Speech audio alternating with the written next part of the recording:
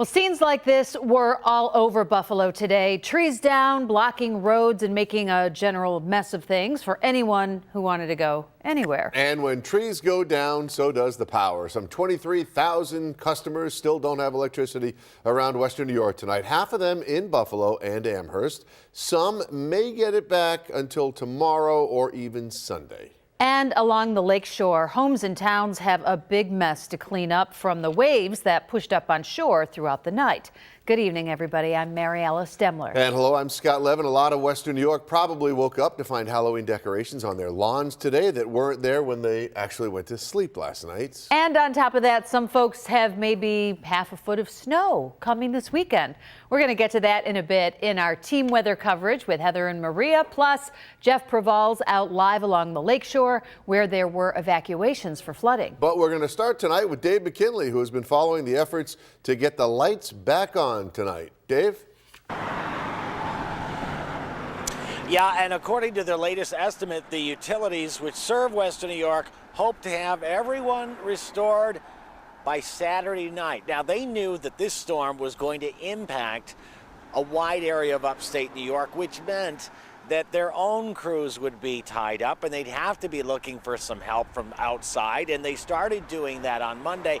And until a short time ago, the parking lot behind me, now empty, was indicative of just how far they reached out. Here we saw service trucks for restoring power and cutting trees from places like Ontario and New Brunswick, Canada. More than 2,000 personnel are working to get down trees off of wires and repair broken lines as needed across Western New York after what National Grid in particular described as significant damage to its system throughout the region.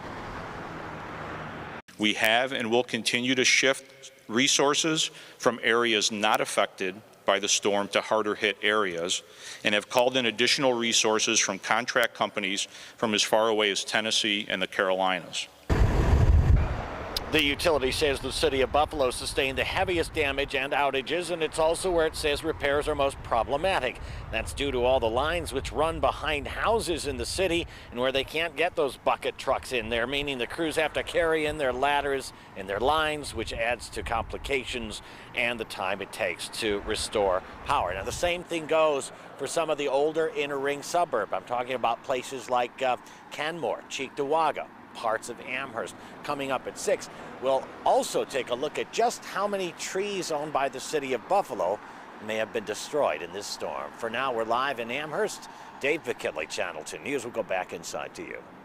All righty. Well, Dave just said it. Here in Buffalo, the city has been trying to clear up trees that have closed streets all day. Yeah, they say that 150 trees fell and 50 streets across the city were blocked. Almost half of them have been cleared as of tonight, but they say that it's probably going to be well into the weekend before they have gotten everything cleaned up.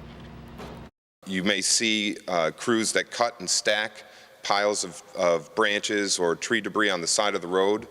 That's because we are also coordinating with our streets department to pick up debris. So if people see one of our crews come up and cut stuff up and leave it in a pile, we're not abandoning that. The city says the Erie Basin Marina and Ralph Wilson Park are still closed tonight, as is the Bird Island Pier, which took an awful lot of damage from the waves.